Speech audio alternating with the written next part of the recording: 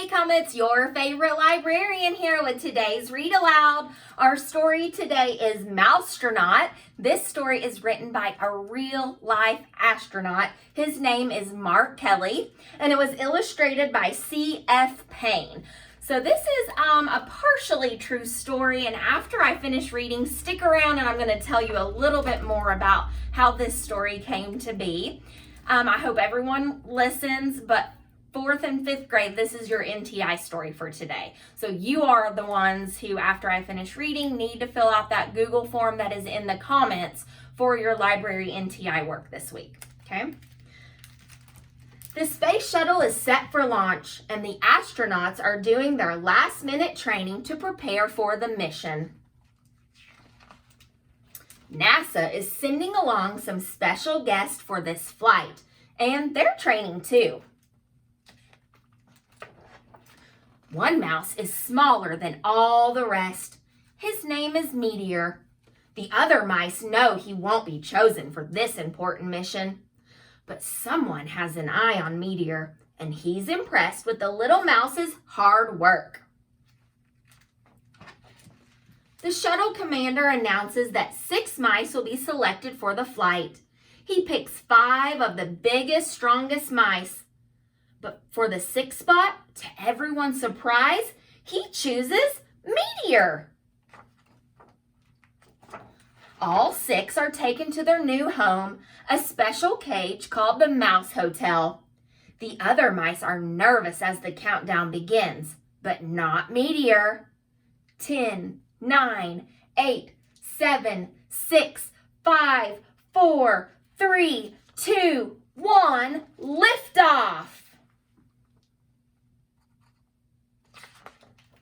At first, the mice are pressed flat against their cages by the power of the launch. But then the pressure goes away. The other mice cling to their cage in terror. But not Meteor. He loves the feeling of weightlessness. "Hey, little guy," the commander says, "you're a natural, a real-life Mousetronaut." Meteor is taken from his cage and gets a tour of the shuttle. He can even see the Earth way off in the distance. The astronauts are all very busy during the 14-day flight. There are spacewalks to take and experiments to conduct. But what can Meteor do to help? Then, while answering an email, one of the astronauts notices the key to the control panel stuck between the monitors. When he tries to get it out, it accidentally gets wedged farther down. "This isn't good," says the commander. "We need that key back." One astronaut tries to move the monitor. It doesn't budge. Another slips her fingers into the crack, but the key is stuck down too deep. One even tries pushing it out with a long piece of metal, but with no luck. No one can reach it. The astronauts are getting worried, but as they discuss the problem, a tiny figure has an idea. "Being the smallest isn't a bad thing," Meteor says to himself. "Maybe I can be useful on this flight."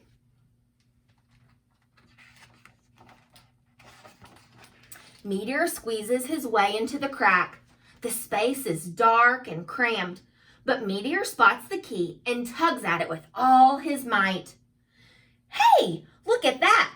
Look at what our tiny friend has done," the commander says. "He saved the mission." When the shuttle returns to Earth, Meteor is declared a hero. He's even given a brand new uniform and an official title, Mousetronaut.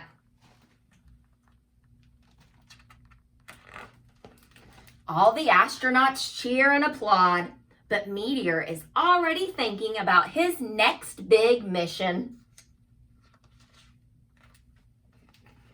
So like I said, this story was partially true, and I'm going to tell you why. So in the back of the book, the author gives us a lot more information. I'm just going to share a little bit with you.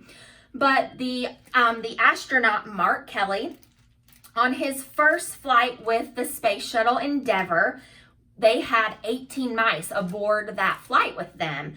And he said that he noticed, or they make special cages for the animals, and that they have mesh so that their little toes can grip onto it. They have pressurized water containers and special food and all of that, just like the astronauts do. But during his first flight is when he noticed that these mice were all clinging to their cage and just looked frightened and scared, all except this one tiny mouse. And he watched that little mouse and thought, he's really enjoying this and enjoying the feeling of weightlessness.